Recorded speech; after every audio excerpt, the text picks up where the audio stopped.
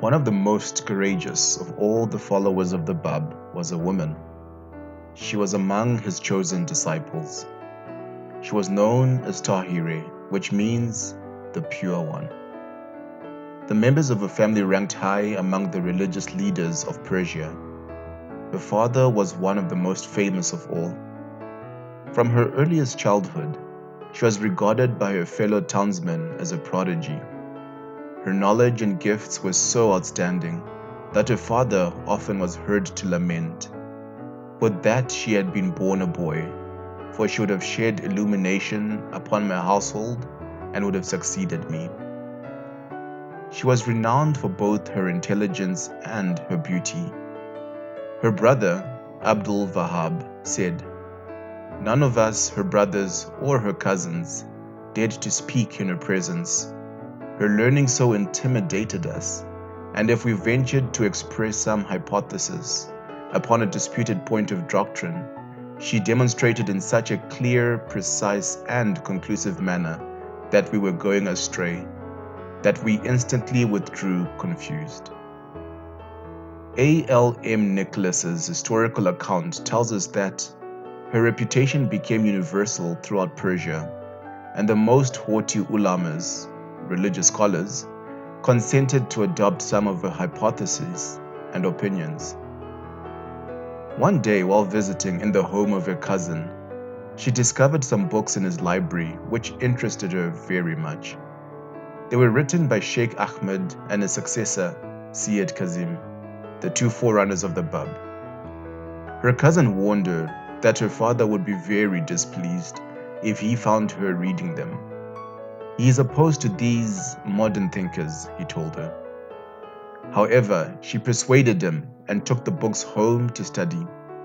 Her father raised violent objections and heated discussions with her, and criticized and denounced the writings of Sheikh Ahmed. She eagerly read all of their books that she could find. Sheikh Ahmed was dead, but Syed Kazim was still living in Kabila, so Tahira began corresponding with him.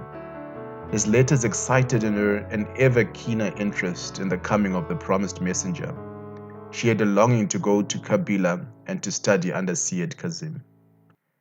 She knew that her father would never grant his permission.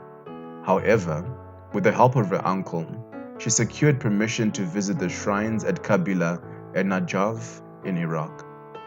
Her family willingly granted permission for this, believing that a pilgrimage might bring her back to her senses and to more orthodox ways. They did not suspect that her true purpose in going was to meet Syed Kazim. She made the journey in 1843. She looked forward to studying under Syed Kazim. During those days, she thought only of his promise, the approaching appearance of a new spiritual teacher in the world. Tahira told her uncle that she wished to be the first woman to serve him when he appeared. "Oh, when will the day come," she said, "when new laws will be revealed on earth? I shall be the first to follow those new teachings and to give my life for my sisters." Tahira's grief was very deep when she reached Kabila and found that Syed Kazim had died just 10 days before her arrival. Her sorrow softened when she was permitted to stay in his house and was given access to all his writings, some of which had never been published. She studied them eagerly. In each one of them, she discovered the same thrilling promise of a great figure soon to appear on earth. While she was in Kabila, Tahira met Mullah Hussein, who was just starting out on his search for the promised one. Her hopes were set ablaze. She, like Mullah Hussein, spent her time in prayer and meditation. One night in a dream, a young man appeared before her. He raised his hands towards heaven and in a beautiful voice recited many wonderful verses, one of which she wrote down. She awakened with the feeling of joy which flooded her being.